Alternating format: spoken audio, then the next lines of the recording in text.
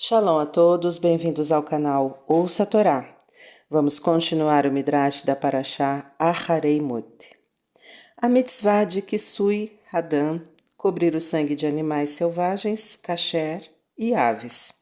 Hashem ordenou, se vocês abaterem um veado ou uma ave, vocês deverão cobrir seu sangue com terra, por cima e por baixo. No entanto, não precisamos cobrir o sangue de animais domésticos que abatemos. Como a vida de uma pessoa depende de seu sangue, a Torá ordena que respeitemos todo o sangue, assim como devemos enterrar uma pessoa morta porque seria desrespeitoso não cobri-la com terra. Também devemos respeitar o sangue de animais selvagens, kasher, e de aves, kasher, e cobri-lo. O Midrash nos conta, por que aves e animais selvagens merecem ter seu sangue coberto? Você com certeza se lembra da história de Caim e Evel, os filhos de Adão. Caim assassinou seu irmão porque sentiu inveja dele. Quem enterrou Evel? O Midrash nos conta que as aves e os animais selvagens, kasher, cavaram um buraco na terra e colocaram o corpo de Evel ali dentro. Hashem os retribuiu pela sua boa ação. O Shochet recita uma brahá, bênção, ao abater qualquer animal kasher ou ave. Vacas, ovelhas e cabras merecem somente esta única brahá feita sobre elas.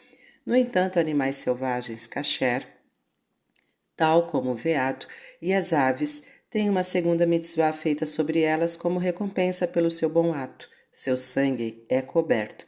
O shochet ou qualquer outro judeu que estiver presente recita uma brahá especial antes de cobrir o sangue. Casamentos proibidos. Moshe advertiu Bnei Israel: quando vocês viviam no Egito, vocês viram que os egípcios se casavam com seus parentes próximos. Um irmão podia se casar com sua irmã, ou uma mãe com seu filho. Quando chegarem na terra de Canaã, vocês novamente verão que os canaanitas também se casam com parentes próximos. Vocês, o povo judeu, não devem imitar seus caminhos perversos. Mantenham-se longe de todos os casamentos que eu proíbo a vocês. Eis aqui alguns dos casamentos proibidos. Um judeu não pode se casar com sua mãe, com sua madrasta, com sua irmã, com sua filha, com sua neta, com sua tia ou com sua nora. Ele não pode se casar com uma mulher e então desposar a irmã dela ou a filha ou a neta como segunda esposa. No entanto, se sua esposa falecer, ele tem permissão de se casar com a irmã dela. Um judeu não pode entrar em um casamento proibido, mesmo que esteja sendo ameaçado de morte caso não se case. Se ele ignora as advertências da Torá e mesmo assim entra propositadamente em um casamento proibido, Hashem diz: eu punirei este judeu com caret. Caret significa cortado. Hashem pode castigar este judeu cortando sua vida de modo que ele morra jovem. Às vezes, o judeu pode viver até a velhice, mas morrer sem deixar filhos. E a pior parte desta punição vem depois que ele falece. Então Hashem corta sua alma de modo que ele nunca conseguirá entrar no Olam Rabá. Esta é a pior punição possível, porque esta pessoa é cortada de Hashem e do restante do povo judeu. A Torá adverte que se Hasve Shalom, vários judeus cometerem este pecado, a terra cuspirá vocês. O que significa que o povo judeu será expulso de Eretz Israel? Como um estômago delicado que não consegue suportar comida estragada. Eretz Israel é tão sagrada que não consegue suportar judeus que fazem averot, pecados. Os canaanitas que viviam na terra antes da chegada dos judeus foram expulsos porque cometiam pecados terríveis. Mas, se o povo judeu peca, isto é muito pior, porque eles são como príncipes. Eles são um povo sagrado de Hashem. Hashem advertiu: Eretz Israel ficará doente com seus pecados e vomitará vocês. Uma história. Como os judeus na época de Esra fizeram techuvá por se casarem com mulheres proibidas. Um dos grandes líderes do povo judeu na época do segundo Beit HaMikdash foi Esra. Esra vivia em Bavel, onde ele estudava a Torá de uma grande mestre, Baruch ben Neriá. Quando Baruch morreu, Esra saiu de Bavel e foi para Eretz Israel, levando muitos judeus junto com ele. Ao chegar em Eretz Israel, Esra assumiu a liderança. Ele nomeou um Sanhedrin para julgar o povo de acordo com as leis da Torá e estabeleceu a Avodá, no segundo Beit HaMikdash, da maneira apropriada. Logo após sua chegada, ele foi informado de terríveis notícias. Você sabia, Esra, lhe foi perguntado, que muitos judeus, entre eles Coanim e Leviim, se casaram com mulheres não judias? Talvez eles tenham feito suas esposas virarem judias, mas não sabemos se estas mulheres se tornaram judias por amor a Hashem e se elas cumprem as leis da Torá. Algumas dessas esposas não judias tiveram filhos. Se elas não forem realmente judias, então seus filhos também não serão judeus. Os sagrados descendentes dos patriarcas se misturaram com os gentios. Isto foi um golpe terrível para Esra. Ele rasgou suas roupas em sinal de luto, se sentou em silêncio e jejuou. Os judeus leais que compreenderam o quão grave era este pecado se juntaram a Esra e se sentaram à sua volta. À tarde, Esra, de joelhos, rezou para Hashem. Hashem, eu estou envergonhado demais para erguer minha face para o Senhor. Tão grande é nosso pecado. O Senhor nos protegeu, mesmo depois que o primeiro Beit HaMikdash foi destruído, e o Senhor fez com que o rei da Pérsia nos ajudasse a construir o segundo Beit HaMikdash. E agora, a despeito de sua imensa bondade, nós abandonamos suas mitzvot, pois o Senhor nos advertiu: não se casem com os não-judeus que vivem na terra que eu estou dando a vocês.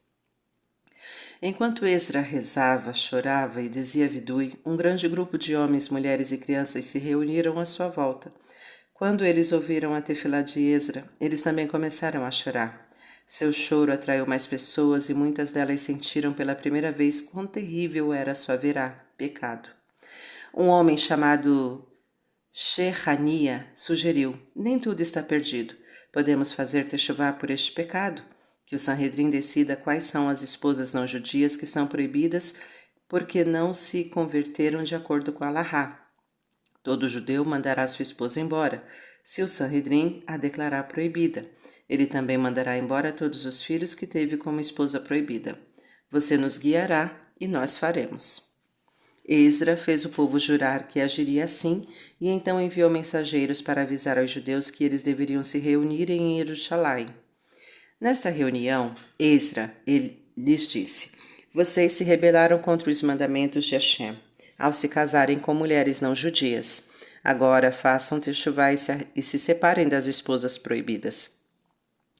Todos os presentes responderam a Esra: faremos como você disse. O Sanhedrin investigou cada caso em que um judeu havia se casado com uma mulher não judia. Eles decidiram que 114 homens haviam se casado com mulheres que não se converteram de acordo com a Alahá. Todos estes homens obedeceram ao Sanhedrin e mandaram embora suas esposas proibidas juntamente com seus filhos. Essa história nos mostra como os judeus na época de Esra obedeceram totalmente o Sanhedrin. Eles mandaram suas esposas e filhos embora porque assim o Sanhedrin lhes ordenou, muito embora isso fosse algo difícil para eles fazerem. Esra estava extremamente abalado que 114 judeus haviam se casado com mulheres não judias. Mas, desde aquela época, o povo judeu infelizmente desceu ainda mais baixo. Nos dias de hoje, há muita assimilação. Estes judeus não foram educados em yeshivot e não conhecem a Torá. Como vivemos em uma época em que o cumprimento da Torá está enfraquecido, cada um de vocês deve estudar Torá o máximo que puder para se tornar um Talmid Chacham e então poder ensinar e influenciar os outros.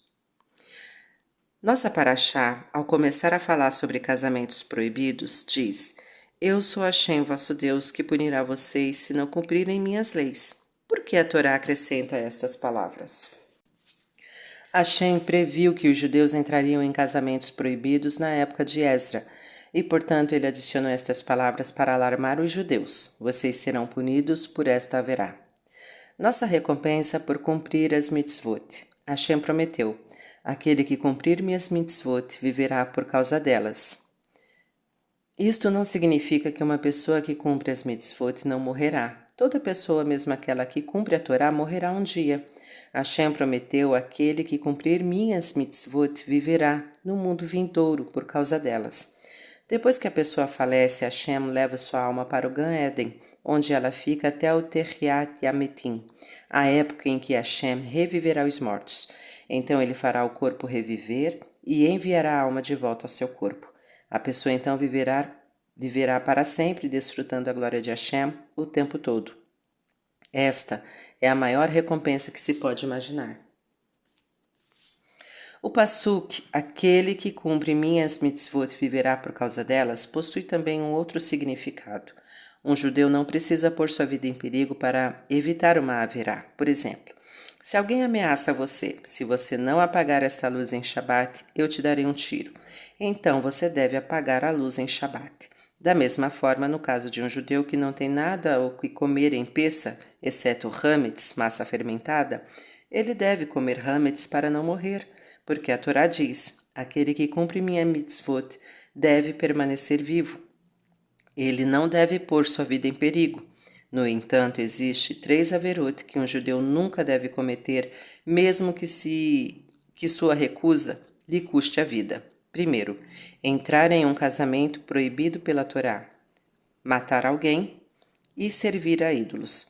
Estas averot são tão sérias que Hashem prefere que um judeu morra do que cometa estas transgressões. A adoração a Moler. Antigamente, várias nações serviam a um ídolo chamado Moler. A palavra Moler está relacionada a rei. Este ídolo era chamado de Moler porque era considerado o grande rei de todos os deuses. Os egípcios costumavam servir a Moler. Os judeus estavam familiarizados com este ídolo desde a época em que eram escravos no Egito. Os sacerdotes de Moler anunciavam a todos os pais: o Deus precisa que alguns de seus filhos passem através deste fogo. Isto o deixará muito satisfeito e ele abençoará vocês. Mas se vocês se recusarem a deixar seus filhos atravessarem este fogo, ele mandará uma maldição sobre todos eles. Os adoradores de Moler acreditavam nisto e faziam seus filhos atravessarem o fogo para Moler. As crianças tinham que andar no meio de 2 fileiras de fogo e frequentemente o fogo as aleijava ou até mesmo as matava. A Torá adverte os judeus: vocês não entregarão nenhum de seus filhos a Moler, não imite os não-judeus. Mesmo que a criança não perdesse a vida ao passar pelo fogo, a Torá proíbe fazer isso. Um judeu não deve fazer nenhum ato de idolatria. Ele deve saber claramente que todos os ídolos são impotentes e que somente Hashem tem todo o poder. Terminamos a Parashat Aharemot. Tá gostando do conteúdo do canal? Então curta, comenta, compartilha. Ainda não é inscrito? Então se inscreve, ativa o sininho e fica por dentro das novidades. Shalom a todos!